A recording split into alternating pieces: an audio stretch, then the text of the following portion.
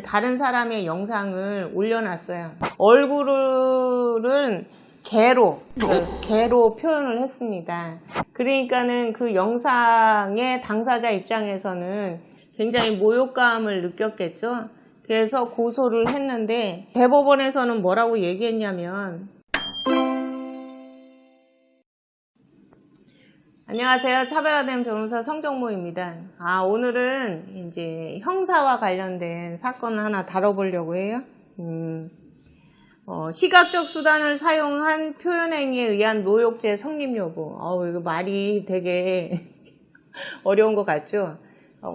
뭐냐면, 시각적인 표현을 써서, 수단을 써서 한 행위 자체가 과연 사람에 대한 모욕이 될 수 있느냐, 이런 부분이에요. 형법 311조에 뭐라고 되어 있냐면, 공연히 사람을 모욕한 자는 1년 이하의 징역이나 금고 또는 200만 원 이하의 벌금에 처한다라고 되어 있습니다. 그리고 312조에서 모욕죄는 친고죄, 그러니까는 피해자의 고소가 있어야 공소를 제기할 수 있다라고 하는 친고죄라고 규정을 하고 있거든요. 그래서 사례가 뭐가 있냐면, 이제 카카오톡 같은 경우에는 단체 대화방 같은 게 있잖아요. 거기서 어떤 사람이 이제 피고인이 도적 X, 그다음에 자질 없는 인간, 무책임한 인간, 미친 개한테는 몽둥이가 약, 이런 말을 썼어요. 그러면 그 말에 당사자가 된 피해자 입장에서는 되게 모욕적으로 느끼겠죠. 그래서 이 사람이 모욕죄로 기소가 됐어요. 당연히 1, 2심 모두 유죄가 됐어요. 근데 대법원에서는 무죄라고 판단을 해서 다시 사건을 고등법원으로 보냈습니다. 아마 이게 지역 조합 같은 게 있어가지고 뭔가 재개발이나 뭐나 이런 걸 하는 그런 데였던 것 같아요. 그런데 이제 지역 조합장의 행위에 대해서 좀 문제가 있고, 그 다음에 이제 추진위원회의 위원장의 운영 방식에 대해서 문제가 있어가지고 단체 대화방에서 그거에 대해서 문제를 제기를 하면서 그런 표현, 도적 X, 자질 없는 인간, 무책임한 인간, 이런 말을 표현을 했던 것 같아요. 당연히 여러 명이 있는 대화방에서 그런 말이 이루어졌으니까 공연성은 인정되는 거죠.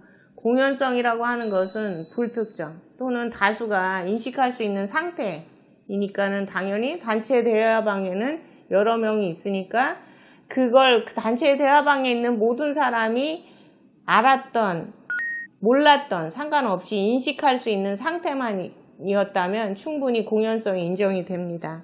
그럼 그게 모욕이냐? 라고 하는 부분에 있어서 대법원은 피고인이 피해자에 대한 부정적, 비판적 의견이나 감정이 담긴 경미한 수준의 추상적 표현 또는 피해자를 대상으로 한 무례한 표현이 담긴 글에 해당할 뿐 피해자의 외부적 명예를 침해할 만한 표현이 포함된 글이라고 단정하기 어렵다라고 봤어요. 그러니까는 단순하게 그 문구만 본 것이 아니라 그 말을 하게 된 경위, 그거에 대한 상대방의 태도, 이제 여러 가지를 종합적으로 봐서 그런 말 자체가 불쾌할 수는 있지만 사람의 어떤 외부적인 명예를 저하시킬 정도의 표현이라고 보기는 어렵다. 그러니까는 이런 모욕죄나 아니면 명예훼손, 명예훼손도 사실적시든 허위사실이든 다 처벌받잖아요. 그러니까 그런 게 표현의 자유를 어느 정도 인정할 것이냐라고 하는 부분에 있어서 항상 경계선이 있기 때문에 어떤 사례에서는 유죄가 인정되는 경우도 있고 어떤 사례에서는 무죄가 인정이 되고 그거를 일도 양단적으로 딱 이거는 유죄다, 이건 딱 무죄다 라고 표현하기는 쉽지는 않다. 그래서 결국은 많은 사례를 통해서 이런 표현 자체는 모욕이 될 수 있다, 될 수 없다 이렇게 판단하고 있습니다. 그런데 이제 어쨌거나 사람들이 다 모욕이라고 하는 건 뭔가 내뱉는 말, 그리고 그 말에 해당하는 글의 표현, 이런 것처럼 언어적인 수단으로만 모욕죄를 생각을 하는데요. 근데 판례에는 시각적 수단을 이용해서도 충분히 모욕죄에 해당할 수 있다라는 사례가 있습니다. 요새는 SNS가 있잖아요. 짧은 쇼츠로 올린다, 아니면 뭐 릴스로 올린다, 아니면 그런 단체 대화방 같은 경우에 뭐 그런 데다 올린다. 뭐 이런 측면에서 영상 자체를 올리는 것이 그 영상에 있는 사람의 어떤 명예를 훼손하는 거, 모욕할 수 있는 부분, 그런 부분이면 그거 자체가 거기에 뭐 말이 없었다라고 해도 충분히 모욕죄가 성립될 여지가 있다라는 부분인데, 사례가 뭐가 있었냐면, 이제 피고인이 이제 자신의 유튜브에다가 이제 다른 사람의 영상을 올려놨어요.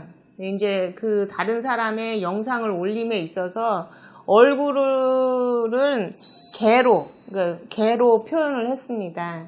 그러니까는 그 영상의 당사자 입장에서는 자기의 얼굴이 개로 표현됐기 때문에 굉장히 모욕감을 느꼈겠죠. 그래서 고소를 했는데 그 사례에서 1, 2심 모두 무죄가 선고가 됐어요. 그러니까 이제 검사가 이제 대법원에 상고는 했습니다. 그런데 이제 대법원에서는 뭐라고 얘기했냐면, 그러니까 원심에서 무죄로 한 이유 자체는, 그래 이제 그 피해자의 그 영상의 피해자의 얼굴을 동물의 그림, 개의 얼굴로 그 삽입을 해서 피해자의 얼굴을 인식할 수 없게 만들어 놓았다. 그렇지만 그 피고인이 그걸 그 피해자를 개로 지칭하지 않았다. 그 다음에 효과음이나 자막을 사용하지 않았고, 그래서 비언어적, 그 시각적 수단만 이용을 했기 때문에, 그래서 언어적 수단을 이용해서 한 것이 아니기 때문에 모욕죄가 성립하지 않는다라고 봤어요. 원심은 무죄를 선고한 이유가. 그런데 대법원은 달리 판단했어요. 대법원은 모욕죄인 경우에는 수단과 방법에 제한이 없다. 그래서 언어적으로 하든 비언어적으로 하든, 아마 뭐 비언어적인 게 뭐 비화적인 제스처 뭐 이런 거겠죠. 비언어적으로 하든 그 다음에 시각적인 수단을 하든 그것이 그 사회적 평가를 저하시킬 정도이라고 하면 당연히 모욕죄에 해당된다. 그래서 원심에서 비언어적, 시각적 수단만 사용을 했기 때문에 그 언어적 수단에 해당하는 모욕죄에 해당되지 않는다라고 판단한 거는 좀 문제가 있다. 그러니까는 무죄를 하는 논리 자체는 문제가 있지만 무죄는 맞다. 그 이유는 뭐냐면 피고인이 피해자의 얼굴을 가리는 용도로 동물 그림을 사용하면서 그걸 개로 썼으면 대부분 지칭하는 게 굉장히 모욕적일 수도 있잖아요. 그러니까 피해자에 대한 부정적인 감정을 다소 해악적으로 표현하려고 한 것에 불과하다고 볼 여지도 상당하고 있기 때문에 해당 영상이 피해자를 불쾌하게 할 수 있는 표현일 수는 있어도 그것이 객관적으로 피해자의 인격적 가치에 대한 사회적 평가를 저하시킬 만큼 모욕에 해당된다라고 보기는 어렵다라고 판단을 했습니다. 이제 최근에 보면은 이렇게 이제 영상의 시대잖아요. 그러니까는 최근에 모욕죄로 올라오는 게, 그러니까 그런 영상을 올림으로 인해서 피해자의 사회적 평가를 저하시켰다라고 해서 모욕죄로 올라오는 사건이 있습니다. 그렇기 때문에 모욕죄라고 하는 게 단순하게 말이나 그 말을 표현한 글을 통해서만 하는 것이 아니라 언어적 수단뿐만 아니라 비언어적 또는 시각적 수단을 통해서도 충분히 모욕죄에 성립될 수 있다라는 부분을 인식할 수 있었으면 합니다. 그 외에 뭐 궁금한 사항이 있으시거나 아니면 그럴 경우에는 뭐 댓글을 달아주시거나 아니면 연락 주시면 자세히 설명드리도록 하겠습니다.